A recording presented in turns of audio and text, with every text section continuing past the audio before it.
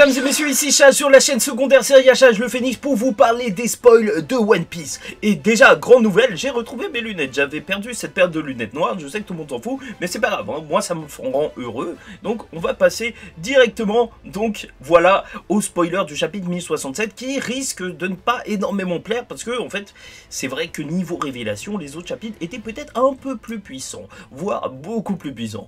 Donc le chapitre 1067 se nomme Punk Records, donc voilà, histoire de Vegapunk, les records de Vegapunk. Donc la couverture c'est César et Judge qui sont en train de se battre. Moi je dis faites très attention à ça, ce sera super important. Je suis sûr, César et Judge, ils vont créer un truc, il y a moyen de créer des choses juste énormes. Et d'ailleurs, de toute façon j'en parlerai en review, mais n'hésitez pas justement à écrire des blagues pour les reviews pour que je vous les vole. N'oubliez pas, c'est toujours un objectif pour moi de vous voler des choses et de pas vous créditer quand même, je suis youtubeur, attention.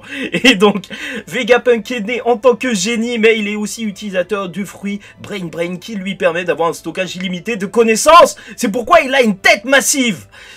Ça va faire du bruit, ça va faire du bruit. Je pense qu'une grosse partie de la review, ce sera ça. Ce sera de se poser la question, est-ce que, justement, il est légitime en tant que meilleur scientifique, vu qu'en fait, il avait un fruit du démon qui le rendait super intelligent.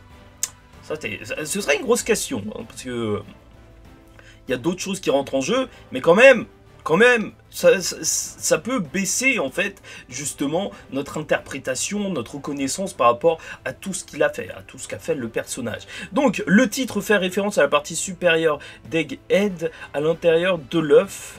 Il est composé du cerveau de Vegapunk. Alors ça j'ai rien capté, ça veut dire qu'il y a le cerveau de Vegapunk à l'intérieur de l'œuf?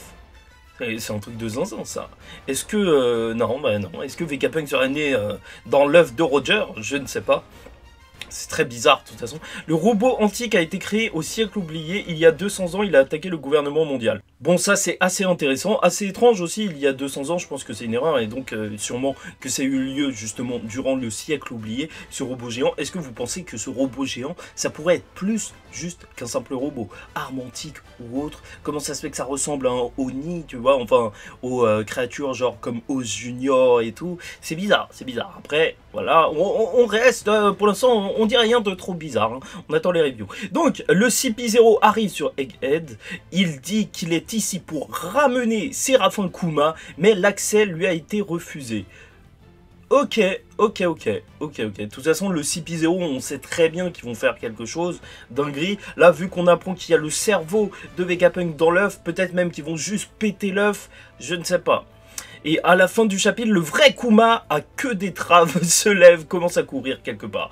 Bon, bref, voilà qui a été dit. On va changer directement de fond. Et donc, qu'est-ce qu'on peut en penser ?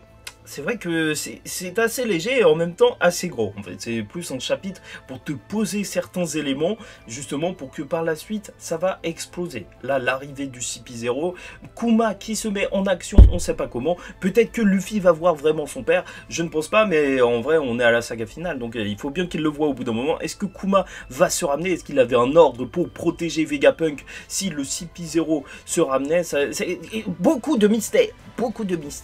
Je ne sais pas du tout. Voilà. En fait, c'est vraiment les spoils du je sais pas. Franchement, je vais lire le chapitre, enfin quand il sortira, on lira ça. Sûrement qu'il y a d'autres petits détails et tout, parce que l'histoire de Vegapunk, je pense que obligé, on va voir certains personnages en fond et tout, à chaque fois des petites révélations. Et voilà. Bon, n'hésitez pas à liker ou disliker la vidéo si ça ne vous a pas plu, commentez, donnez votre avis en commentaire et vous abonner si vous n'êtes pas abonné. En attendant la suite, je vous dis ciao tout le monde, faites très attention à vous et surtout paix sur vous.